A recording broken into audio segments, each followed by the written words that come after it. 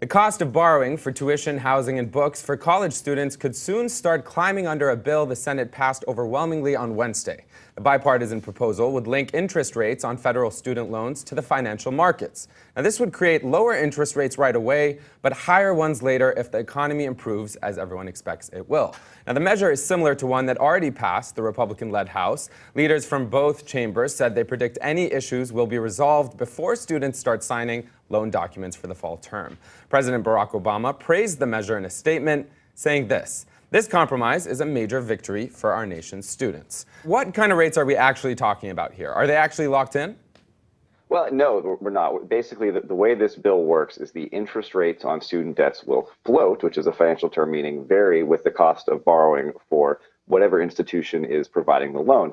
In this case, because the institution is the U.S. government, it'll vary according to the 10-year borrowing rate for the U.S. government. Now, right now, the government can borrow at record low interest rates. Despite all of the deficit fear mongering and everything, investors are actually very, very confident in the ability of the United States government to pay back its debts right now. And so interest rates are near record lows. So it is all but certain that those interest rates will go up over time. So this deal, it moves interest rates below the current rate is like 6.8% because things doubled from 3.4% a couple of weeks ago.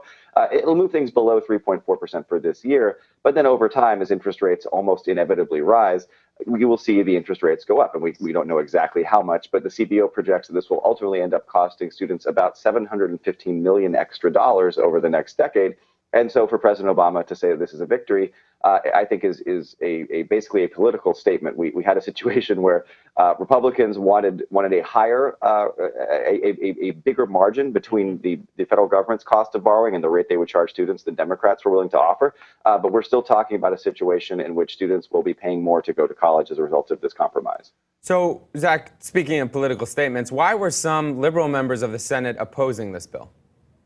Well, there are a lot of other ways you could do this. One, you could just lock in a shorter term bill with a lower interest rate. For students, remember, once you take out the loan, it's not like the interest rate on your loan is going to float over time. If you start college this fall, you're going to have an interest rate somewhere between 3 and 3.4%. That's going to be true over the life of your loan.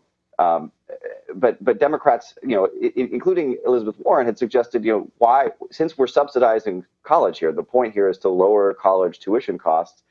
Why doesn't the government just allow students to borrow at the same rate that it allows big banks to borrow? So the Federal Reserve right now allows banks to borrow at almost 0%, effectively zero. They call it the ZIRP policy, the zero interest rate policy. And if we provide that to big banks, why not provide it to students? You could also just say, okay, 2%. And if borrowing costs really change, then we'll revisit this in 2 years. There are a lot of different ways to deal with this.